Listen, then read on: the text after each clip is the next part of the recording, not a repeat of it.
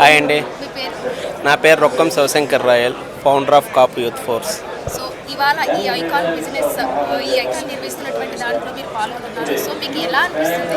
చాలా సంతోషంగా ఉంది. ఒక ప్లాట్ఫామ్ మీదకి ఇప్పటికైనా నా జాతి మొత్తం ఒక ప్లాట్ఫామ్ క్రియేట్ అయింది. అందరూ ఒక వేదిక మీదకి వస్తున్నారు, అందరూ కలుస్తున్నారు.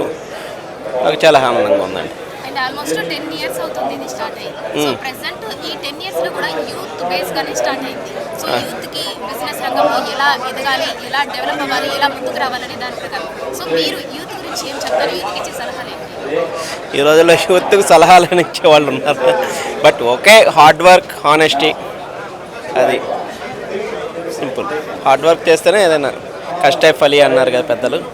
కాబట్టి కష్టపడాలి, నెట్వర్క్ పెంచుకోవాలి. ముందు పరిచయాలు అనేది ఏదో సరదాగా ఏదో స్టైల్గా ఫోటోలు దిగి సోషల్ మీడియాలో అప్లోడ్ చేయకుండా ఒక పరిచయం వల్ల మనకి ఉపయోగపడేలాగా మనం బిజినెస్ చేస్తూ ఎదుగుతూ సొసైటీని కూడా పెంచాలి.